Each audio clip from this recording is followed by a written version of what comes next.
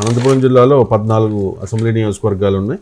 ఇక్కడ మీరు ఇచ్చిన మీ అంచనా పోల్ ట్రెండ్స్ అండ్ స్ట్రాటజీస్ అంచనా ప్రకారం 9 నుంచి 10 స్థానాల్లో కూటమి గెలవబోతోంది. 4 నుంచి 5 స్థానాలకు మాత్రమే వైఎస్ఆర్ కాంగ్రెస్ పార్టీ పరిమితం కాబోతోంది అని చెప్పి. Anantapuram YSR Congress party, Rayadurgam TDP, Uravakonda Payyavula Keshav TDP, Guntakal YSR Congress party, Tadipatri TDP, Singanamala TDP, Kalyanadurgam TDP edge ఇచ్చారు, రాప్తా టీడీపీ పటేల్ సునీత గారు గెలుస్తుందండి సార్.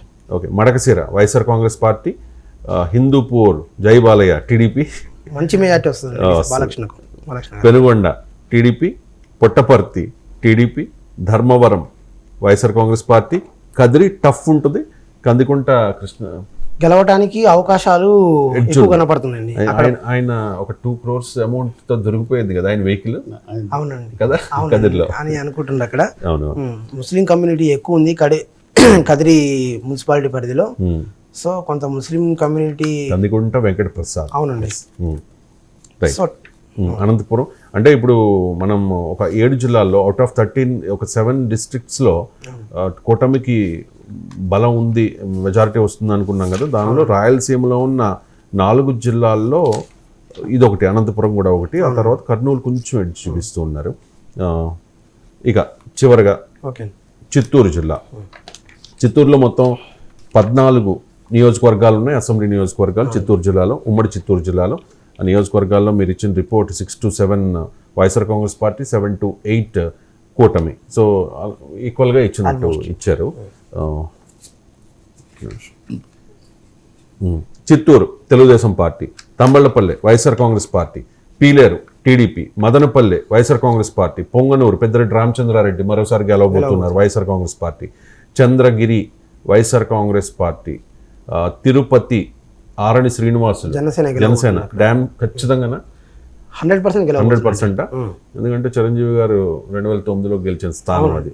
మెగా ఫ్యామిలీకి, పర్టికులర్గా బలిజ కమ్యూనిటీకి అది చాలా కీలకమైన నియోజకవర్గం, గెలిపించుకుంటారు ఎవరు వచ్చినా.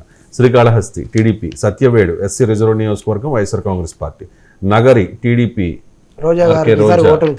లేదు అంటే మామూలుగా ట్రోల్ చేయలే కదా జనసేన వల్ల. Okay, Gangadhar Nellore YSR Congress party, Puthalapattu TDP edge ఇచ్చారు, పలమనేరు టీడీపీ, కుప్పం నారా చంద్రబాబు నాయుడు టీడీపీ. సో ఇలాగ మీరు దగ్గరగా సమానంగా ఇచ్చినట్టు ఇచ్చారు. సో చిత్తూరు జిల్లా రాజకీయం గురించి. చిత్తూరు సార్, ఇక్కడ మీరు తిరుపతి గురించి అడిగారు కదా. తిరుపతి ఫస్ట్ ఆర్ఎన్ శ్రీనివాస్ గారు వెళ్ళినప్పుడు నాయకుల మధ్య కొంత సమన్వయ లోపం కనపడింది క్లియర్గా.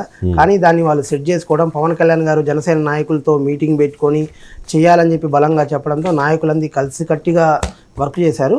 అక్కడ గెలవడానికి 100% జనసేన సీటు అది గెలవడానికి అవకాశం ఉంది. చంద్రగిరిలో కూడా చాలా నెక్ టు నెక్ కంటెస్ట్ జరిగిందండి.